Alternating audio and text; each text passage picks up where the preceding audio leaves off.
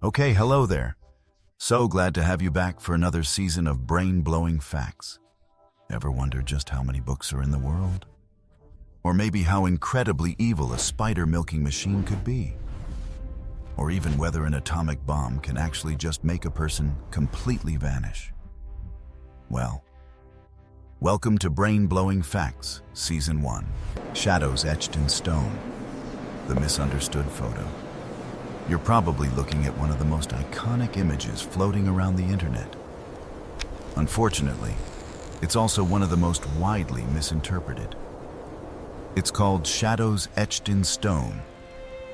As the name suggests, it's a shadow of a 42-woman named Mitsuno Ochi. She was sitting at the entrance to a bank in Hiroshima on the morning of August 6, 1945. The day the US dropped the first atomic bomb on Japan. The slab of stone containing what's known as the shadow, which is about 11 feet wide and 3 feet high, was cut from its original location and moved to the Hiroshima Peace Memorial Museum for preservation and display. Besides spiritual explanations, like the dark shadow being a ghost unable to escape their body due to the intense heat, many people believe the shadow is what was left of the woman after the million-degree heat from the bomb almost instantly vaporized her. Alas, this is a big misunderstanding. Originally, the shadow on the stone was part of a step at the entrance to the Sumitomo Bank branch in Hiroshima, located about 850 feet from ground zero, which is the point of detonation on the ground. At that distance, the surface temperature right after the explosion is estimated to have been between 5,400 and 7,200 degrees Fahrenheit. Now, 5,400 to 7,200 degrees Fahrenheit is scorching hot. It's hot enough to melt most materials on Earth or turn a human body into ashes in a crematorium. However, that's only if you apply the heat for a sustained amount of time. According to experts, while a human body exposed to an intense but very brief burst of thermal radiation might suffer severe burns and blistering, it's unlikely to completely vaporize. So, what exactly happened? And what is the shadow, really? When the little boy atomic bomb exploded, intense light and heat radiated from the point of detonation in all directions. It was like a sun existing briefly inside Earth's atmosphere. Objects and people in its path absorbed the light and energy from the explosion, effectively shielding the objects behind them. The surrounding surfaces exposed directly to the light and heat from Little Boy were bleached, which made the shaded areas appear darker. In other words, the strange shadow on the stone is actually the original color of the stone step before the nuclear explosion. Since Mitsuno Ochi was sitting there, the shielded area naturally took the shape of her shadow. So, is it really a shadow after all? Mother of libraries, you're a book lover.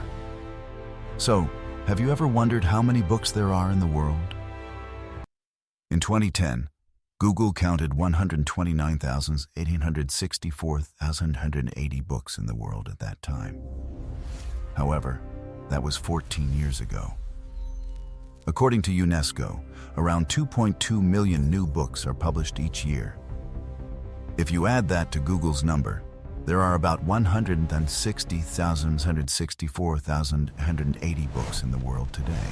If each book has about 150 pages and weighs about 11.7 ounces on average, then humanity's library of books would weigh as much as 9.2.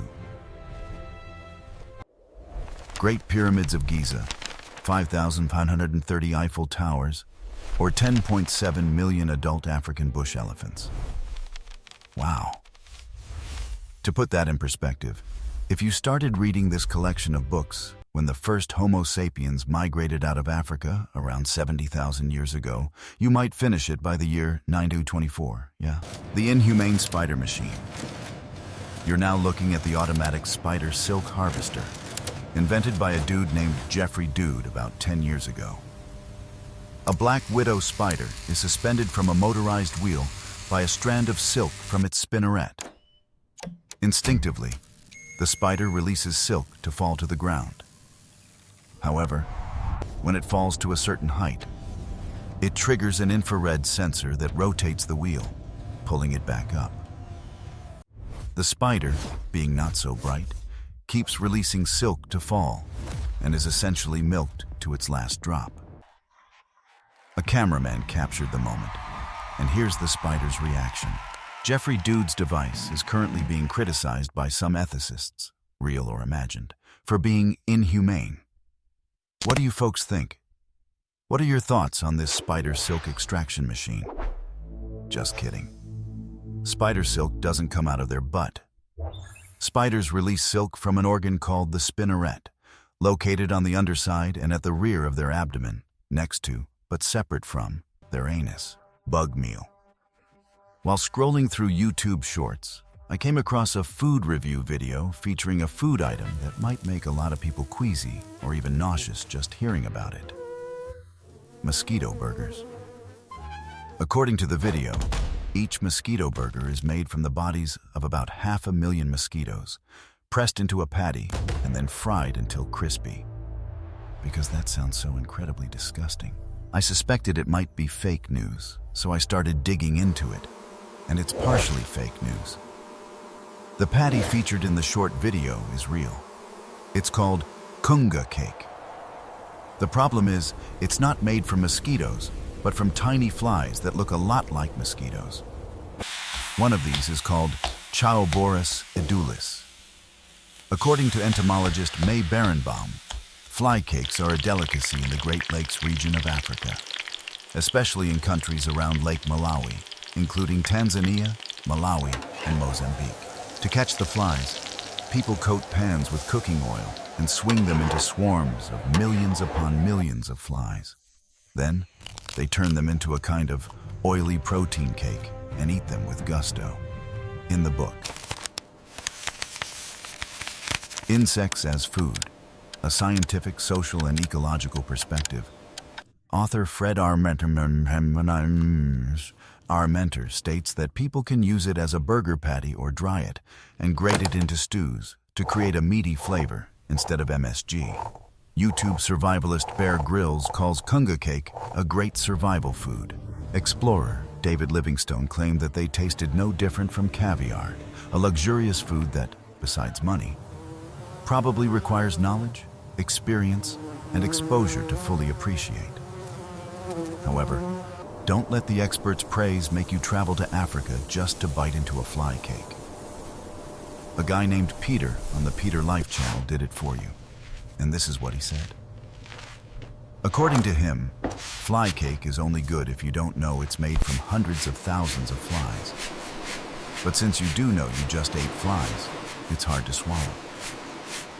One Reddit user claimed to have actually eaten this dish while working on a farm in Mozambique and said fly cake is pretty bland, almost tasteless. This person also shared that swarms of flies were blown away from the lake and died within days. They were so small that they got through mosquito nets, flew into any open holes on your face, and after they died, they formed a carpet of flies on the ground. People just scooped them up, sifted out the dirt and sand, fried them, and ate them with ensema, a dish made from corn flour, mother of arches. The Pantheon in Greece, also known as the Temple of All Gods, is an architectural marvel. It demonstrates how talented ancient engineers were, even without the benefit of modern technology. The temple is round, except for the triangular pediment supported by 16 granite columns, each weighing 60 tons, equivalent to 12 African bush elephants with families. The main section of the temple is covered by a massive dome. The height from the ground to the opening at the top of the dome and the diameter of the dome are both 142 feet. Roughly speaking, you could fit a sphere with a diameter of 142 feet snugly inside the temple.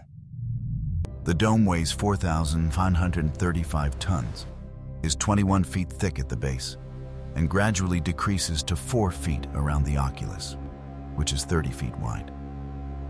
It was cast from pozzolana concrete, a mixture of sand, water, aggregate, lime powder, and pozzolanic ash.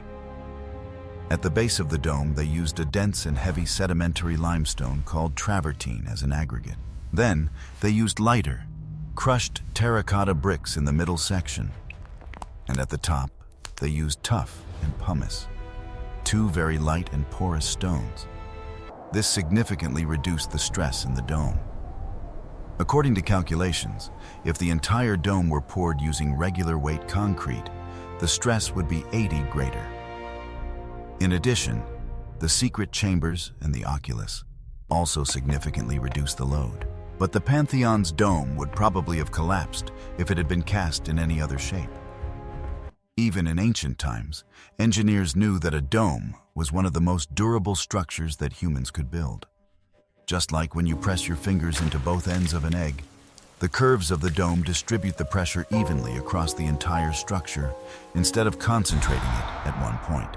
The Pantheon's dome currently holds the record for the world's largest unreinforced concrete dome. It is worth noting that the Pantheon was built sometime between 27 BC and 14 AD during the reign of Augustus, so it has held this record for over 2,000 consecutive years. Wow. Come on, 21st century engineers. Can't you do something about that? Hey, would you be brave enough to try that fly dish? Remember to share it in the comments. As always, like the video if you found it interesting, subscribe to the channel, and ring the bell to get the earliest notifications from BrainPop Universe. Now, goodbye, and see you next time.